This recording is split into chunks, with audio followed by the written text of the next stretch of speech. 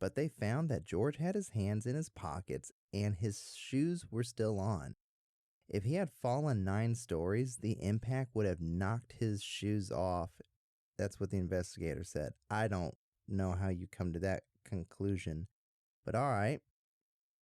Pauline's husband was questioned, and he told police that he was a sheet metal worker and that he and his wife had some marital issues and that she had gone to his place of employment earlier that day wanting reconciliation.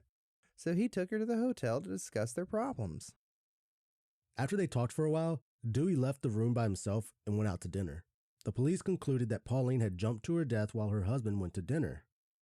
Her death was ruled a suicide.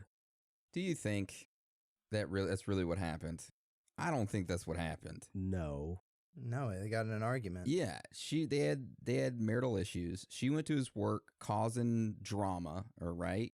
Mm-hmm. And he's like, "How dare you come to my work? Meet me at the hotel. We could talk about this." Met at the hotel and was like, "Yeet." So, that is what happened right there. Yeah, it probably is what happened. Oh my God. Yeah. All right. So this is Cecil. So our next death occurred on April 12th, 1963. 65-year-old Delbert Lawrence booked a room at the Cecil Hotel, which he was assigned the 13th floor. Later that evening, Delbert's smashed body was found in the parking lot behind the hotel. The police were called and they stated that Delbert had jumped to his death from his 13th floor hotel window.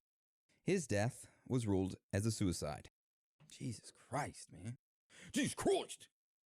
Our next death occurred in June of 1964. A retired telephone operator named Goldie Osgood was staying at the Cecil Hotel. That afternoon, a hotel employee was distributing phone books and found her dead on the floor of her room that had been ransacked. The police were called and they said that Goldie had been stabbed, strangled, and raped by someone. And just a side note to this murder, some articles claim that she was choked to death by a hotel towel during the assault. Yeah, so she was stabbed, strangled, and raped, but she was also, her death was being choked by the hotel towel. So our next death occurred in December 16th of 1975. An unidentified woman between the ages of 20 and 30 checked into the Cecil Hotel under the name Allison Lowell and was assigned room 327.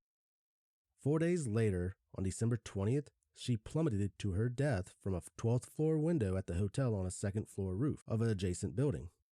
The LA County Coroner's Office was never able to identify who she actually was. yeah, and it's still a mystery to this day. Damn. And do you think the adjacent building was like, look, you guys need to do something. We keep having people land on our roof.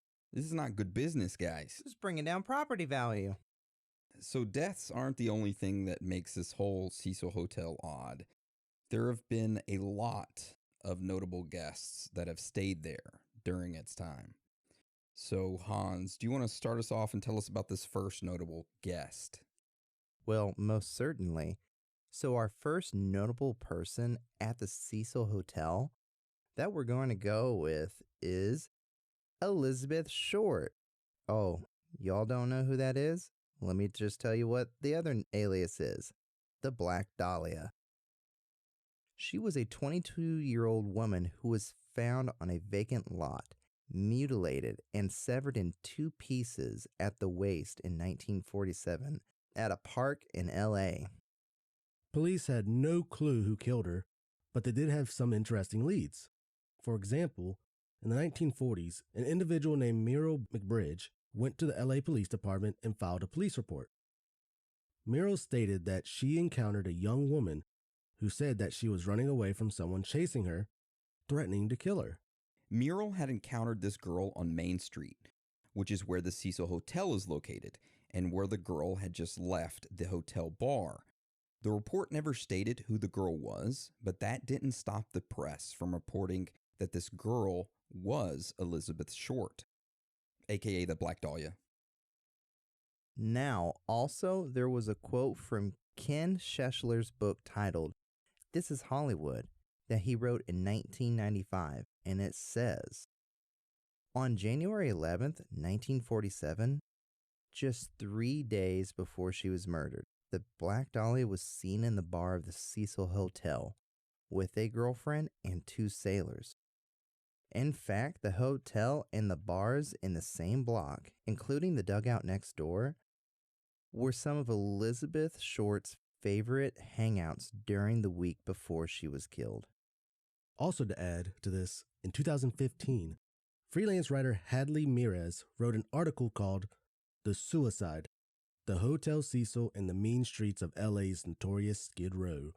She said in it, in 1947, Elizabeth Short, nicknamed the Black Dahlia, was allegedly seen at the Cecil bar shortly before she was murdered. So even though it was a couple of